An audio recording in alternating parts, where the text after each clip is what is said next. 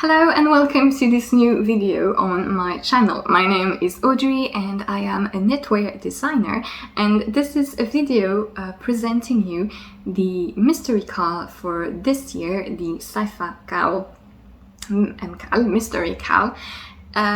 Yes, so I am launching a new mystery knit along. So this is a video presenting you first what is a mystery knit along if you have never seen the term, if you have never participated in one, and then I will describe to you the project as much as possible.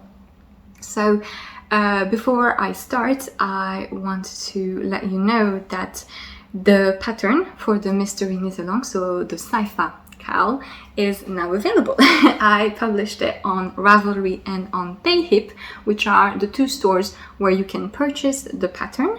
And in the pattern pages, so you have all the information that is written and clearly organized, more than I will be able to do so here talking to you.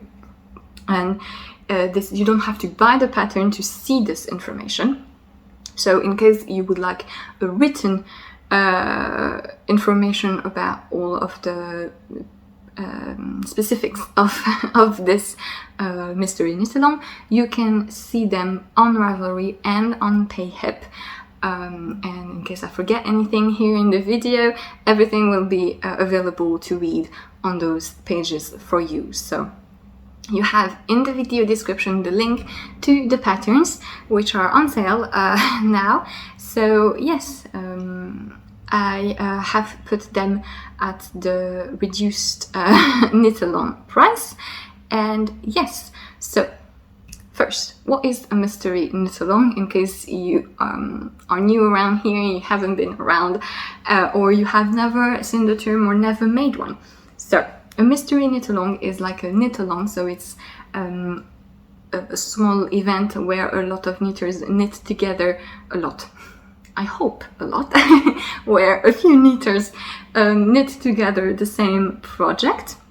And in the case of a mystery knit along, it's like a little game where you do not know the project, you haven't seen the design, and so you can buy the pattern in advance, and then at some point you start getting what we call clues, which are part of the design that are being revealed to you little by little, step by step, until the project is complete, and then you can see the whole design.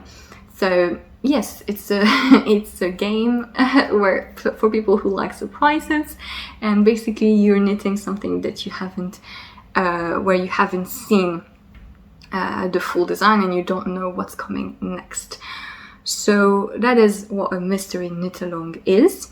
And so how will this one happen? So the pattern is on sale now, so you can already buy it and purchase it. So you can purchase it via Ravelry, and if you do so via Ravelry, I encourage you to be logged in into your Ravelry account if you have one, or to make sure that the email address that you give when you pay for the pattern is one that you actually use. So that's an email address that you will check in, because when you buy the pattern now, whether it's on Ravelry or on my PayHip store, you will get a small introduction PDF, basically with all the information that I'm giving to you now, and that will be available on the pattern page, and some other tips and tricks about colorwork knitting and some other specs about the pattern. But you can buy it via Ravelry, you can also buy it via PayHip. So on PayHip, it's kind of the same. It will be written on the pattern page, but when you purchase the pattern, also make sure that you give an email address that you will check.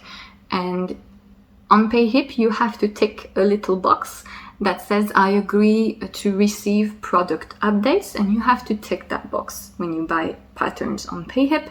It's not a newsletter, this is not a promotional mailing list, it's only to receive the updates whenever a pattern has been corrected or in the case of Mystery Knit Along when the new clues come in, because starting September 10, you will receive the first clue. So you will receive an email notification and or a Ravelry message telling you that the first clue is available, and then it will be once per week, every Friday. So on the 17th of September, 24th of September, and then in October, 1st of October, 8th of October. So we have 5 clues for this Mystery Knit Along, 5 weeks, where you will receive a new part of the design.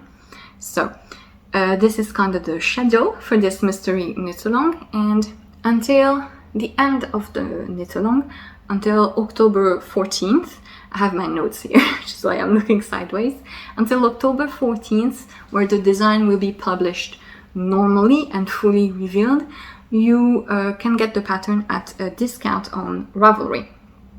So it's the Mystery Knit Along discount, so it's slightly less expensive than what it will be once it's published more normally.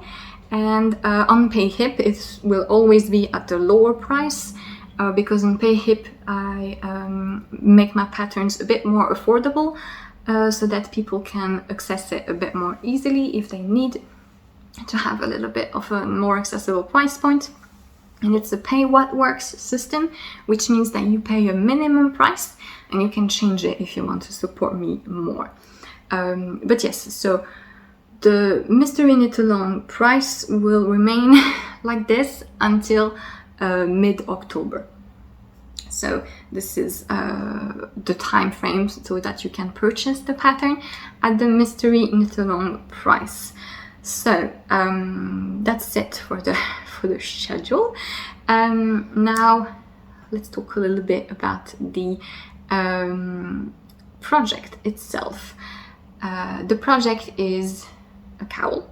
It is exactly like last year's Mystery Knit Along. So I'm gonna pop a picture here. I am not at my own place at the moment, which is why I don't have the things with me. I'm gonna put a picture here of last year's Mystery Knit Along.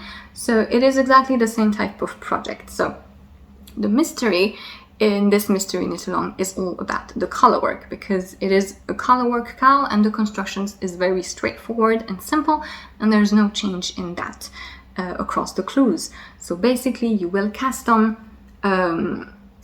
134 stitches with a provisional cast on. You will join them in a round, and then you will knit the colorwork in the round all along the tube. So it's the long cowl, which means you can wrap it twice around your neck. And then once you reach the end and the full length of the cowl, you will graft the two ends together with a Kitchener stitch. So that is it for the construction of the cowl. And yes, it's all about the colorwork drawings. And this year's theme for the Sypha MKAL is quite simple to guess, especially if you have been following me on social media with the little promotional pictures that I posted. It is the elements, an elemental theme. There will be 5 elements, and this is no silly reference to that movie, but yes, this is the theme, and this is what makes it really fun for me to design, because I try to stick to a specific idea and a specific interpretation of a given theme. So each of the 5 clues will represent one element. So we have fire, earth, water, air, and space. A little bit of a artistic choice here, but that's what we're going for. Yeah, so each element will be represented in a very specific way. So picture a square, basically a frame for each clue. Basically each clue will be like this, like a square, and inside of it will be an abstract ornamental symbol drawing representing the element that the clue is about. So the idea is that you have this big motif at the center of the frame, and then around it you have more ornamental little figures, a little bit like medieval illuminations on books, you know, and lettering, with all the drawings drawn by hand in medieval books. So that is the general idea for each clue. The motifs are really not geometrical. They're really more ornamental. They're not figurative. They're not representing something. Like, it's not going to show an animal. It's like you have some little elements that, for example, you can have a leaf, a wave, or a little planet, but it's more abstract than this. So it's not really a figurative type of color work.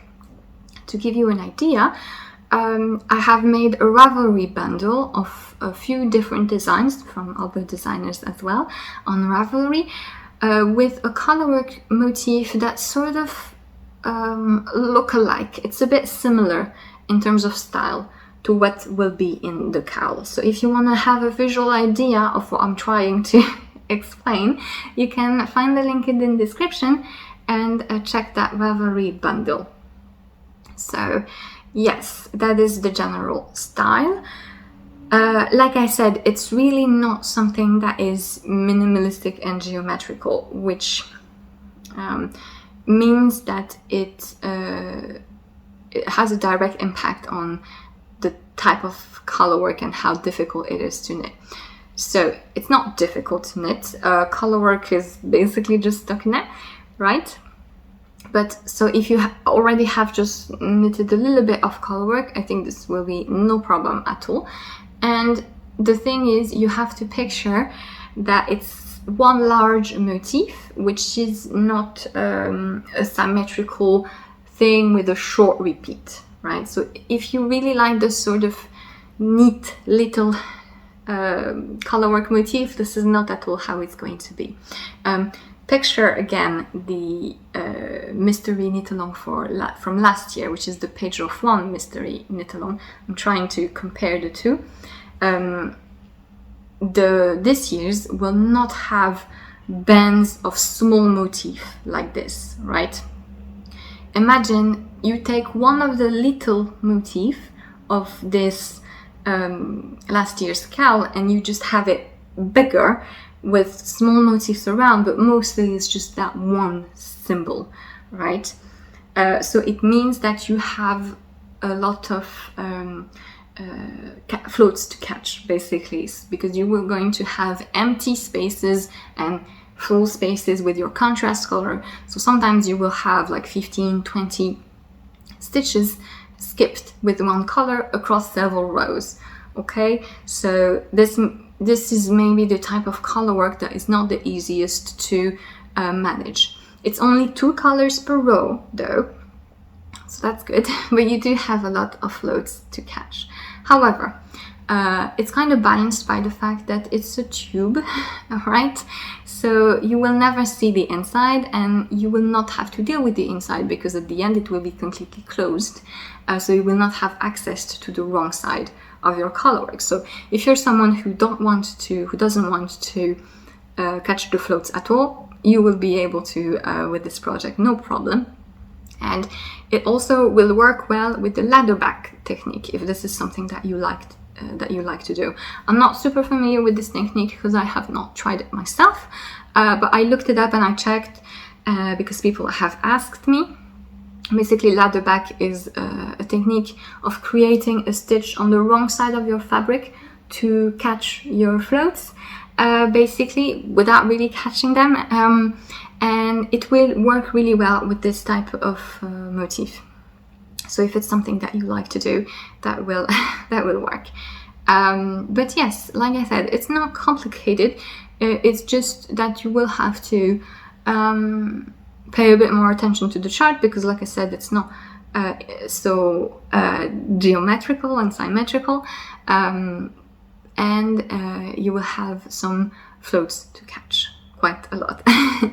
And as far as knitting time goes, so each clue will take about 6 to 7 hours of knitting for someone who is comfortable with color work but has a rather relaxed pace. Basically, this is based on the time that I'm spending knitting each clue. And each clue takes me about 7 hours, but I'm designing it at the same time. I'm taking breaks, having coffee, playing with my dogs, so it's pretty relaxed. So yes, obviously this is not a race. I am simply saying this to you in case you're someone who really wants to follow up the weekly schedule of like having finished the previous clue when the new one comes in. If that is something that you want to do, I'm just giving you that hour figure so that you can have an idea of how to incorporate it in your knitting projects in September and early October. So yeah, that's it about the general idea. And I think now I can move on talking about yarn and what kind of yarn you can use. So as far as needles go, I use 3mm needles myself, but you probably know knitting needles sizes are very personal and they really depend on a lot of individual factors like your personal tension, the material that your needles are made of, your yarn, etc. So you should instead look at the gauge, which is 27 stitches per 30 rounds in stranded colorwork. So yes, this is the gauge, and it means that most fingering weight yarns will work. I recommend picking a yarn that has no less than 360 meters per 100 grams and no more than 500 meters per 100 grams. That is sort of the limit. More than 500 meter per 100 gram might be a bit too thin, and less than 360 meter per 100 gram might be a bit bigger. It's not as much of an issue, you will just have a larger cowl. Because we are talking about an accessory, the gauge is not that crucial. It will just make a slightly different sized cowl. You have a bit of a leverage, especially since you can block it to the measurements that you need, and you will use more or less yarn. But yeah, at that gauge you should be able to use any type of fingering weight. And in terms of composition, I highly recommend that you pick one which is mostly wool, sheep wool based, because this will make your colorwork life much easier. Now, I'm talking here advice to people who are not so comfortable picking their own yarn choices.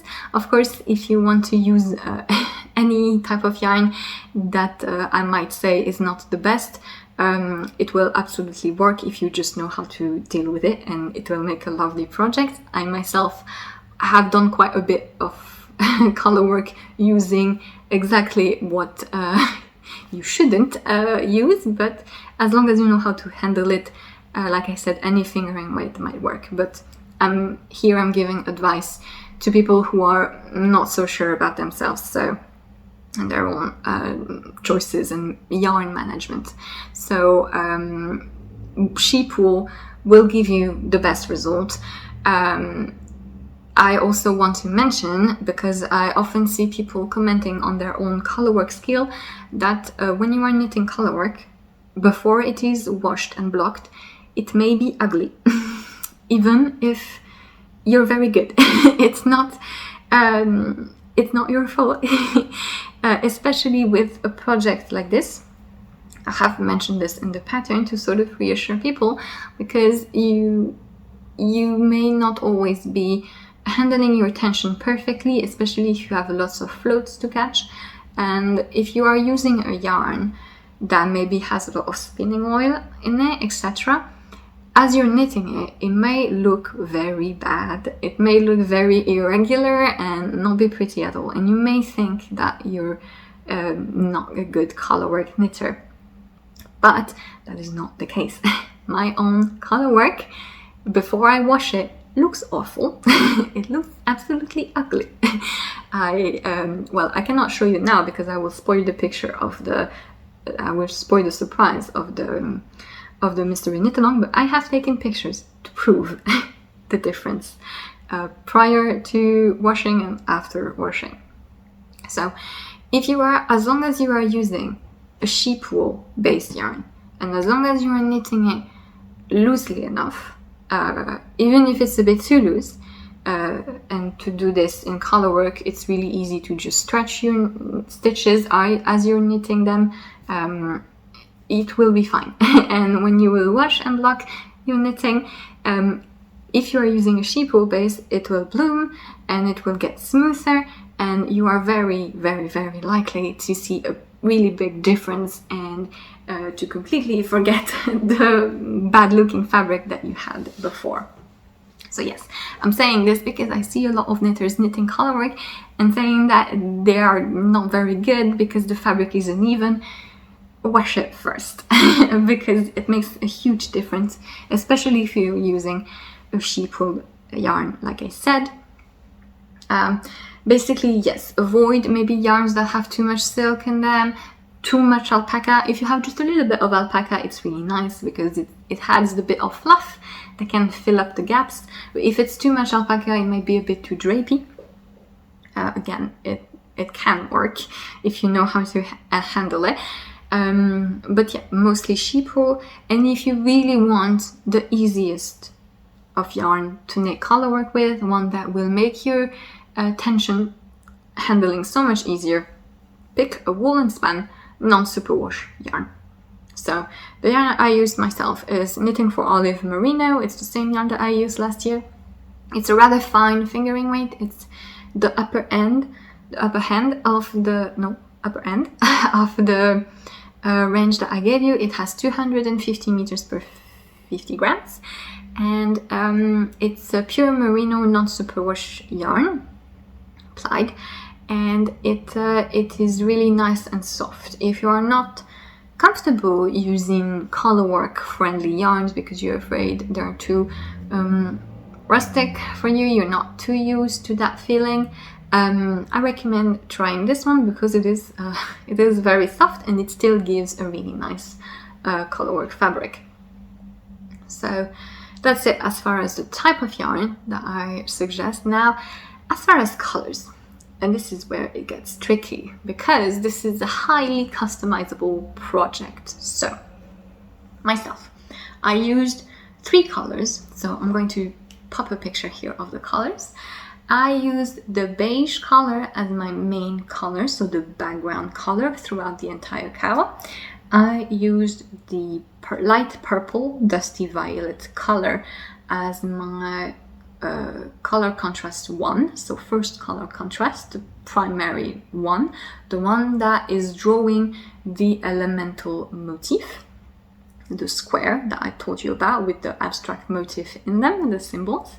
And then I used the ochre color, the yellowy gold color, as a second contrast color to make a pop of color in the transitions. So each clue will have one square with the motif in it, and then you will have a small geometrical motif to make a transition between each clue. And this is where I used the other color to have a little pop of a third color. And so this is what I used. And if you want to do the same type of project, the main color, the background color, will require about 600 meters. The contrast color 1, so the main color that will draw the motif, will require about 400 meters, and the second contrast color, the one with just a little pop of color, will require about 100 meters. Now, you can use as little as 2 and as many as 11 plus colors. You have many options here. You can just use 2 colors. You can use a specific background and or contrast color for each clue. That was an idea that I had at the start. I originally wanted to have one main color as a background, and then I wanted to change the contrast color with each clue so that they would match the elements. So for example, I would have one red for fire, that green for earth, blue for water, white for air, and purple for space. this was my idea. So that is something that you can do. You can change the contrast color, which draws the elements, or you can change the background color. If you change the background color, you will have more of a color block effect, because you will have like a square of a different color in the background of the cowl. You can change both colors. You know, you can use one contrast color and one main color for one clue and then change both, etc. You can alternate them. You can do a bunch of different things. You can isolate the little transition that I talked to you about, knitting them in a different color, or you can knit it in the same color as the rest of the clue. That is totally possible as well. So yeah, you can use leftovers for this and change up the colors as many times as you want. You will not easily be able to change the colors in the middle of the actual big frame with the motif. It's only 2 colors per round. You can change it if you want to knit 3 colors per round and have like the frame in a color and the central motif in a different color. That is something that you can do. Yeah, if you want to knit 3 colors or more per round, you can totally do this. But already as is, you can easily use a bunch of different colors and use leftovers. So I have some rough average estimates for you in case you want to knit each clue separately.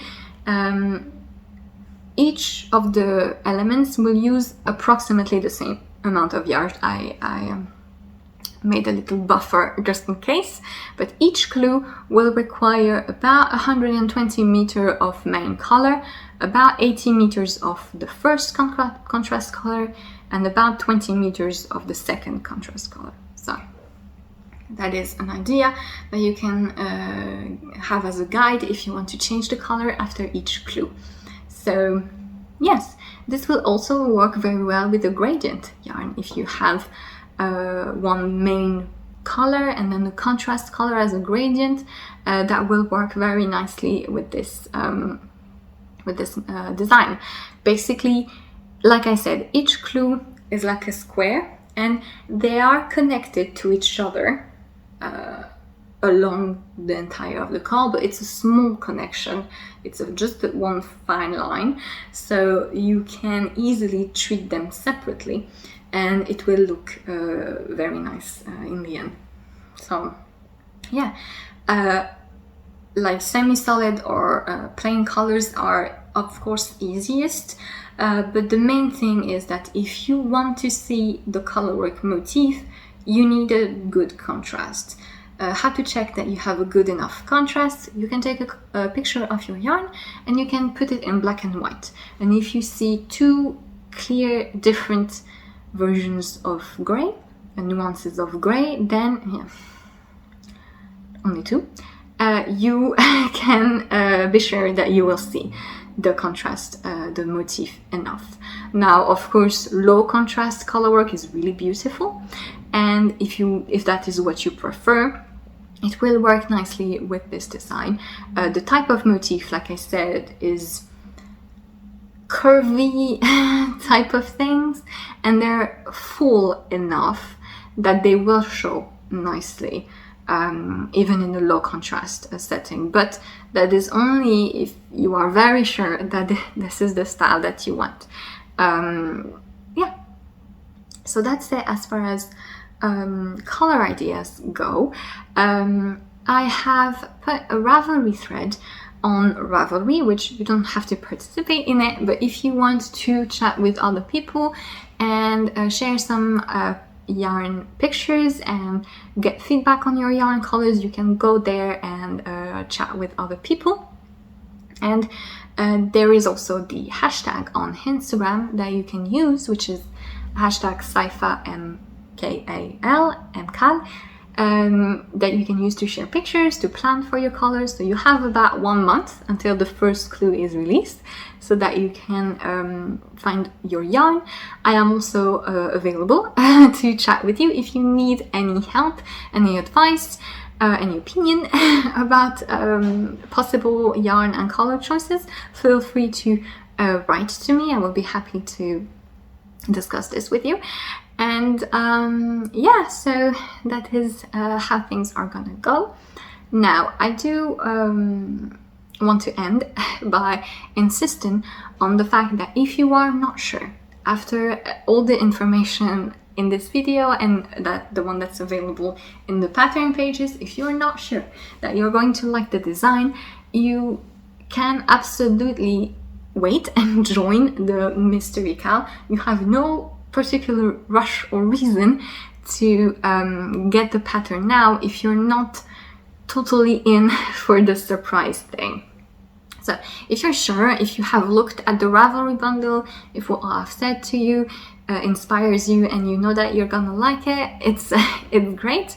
But if you want to wait, like I said, the promotional price will run until the very end and the official release in October 14th. So you can wait for the first clue. And once the first clue will be sent to people, well, people will start knitting it, and I will also be able to send you a picture of the actual knitted clue if you want. You could just ask me and I will send it to you so you can see what the first clue looks like. And when you see the first clue, you will easily be able to tell because they all sort of are in the same mood. So you will totally be able to know. You can also wait for the last clue to just see the entire KAL and then finally decide if you want to get the pattern before it gets released at its full price. But yeah, you have lots of time. If you follow me on social media, on my Instagram account, I will share like a few days after the clue is released, not to spoil people. I will wait a bit, but eventually I will share the picture of each clue so that you will see what they look like and you can make up your mind more easily then. And I will also sometime in September come back to you here, and in one of the podcasts I will also share the very beginning of the KAL around the middle of September. Like once the first clue is passed, I will show it here as well on YouTube. So yes, you will be able to see it if you prefer to wait to get the pattern. So yeah, I think that's it. I can finish just by maybe explaining why I chose this name. I really needed just an excuse. So I had the elemental theme in mind for a long time, and once it was all set up, I just was looking for something that would work with the idea of the elements. And so if you're not familiar, Sypha or Cypher, it depends, is the name of a character that is playable in a series of video games, the Castlevania video games, and there's also the animated show, and yes, she is sort of a magician roughly, and yeah, she works with the elements, like not all the elements, but it was good enough of an excuse for me to use that name, and it also sounds nice, Sypha. So yes, that is the Sypha KAL, which is now this year's Mystery Knit Along. Yeah, I hope you will like it. Do not hesitate to ask me questions in case I forgot anything. And yeah, if you need any extra information, just let me know. And yeah, you will find all the relevant links in the description down below. Thank you so much for watching this video. Happy end of the day, evening, wherever you are watching this, and I will see you next time. Bye!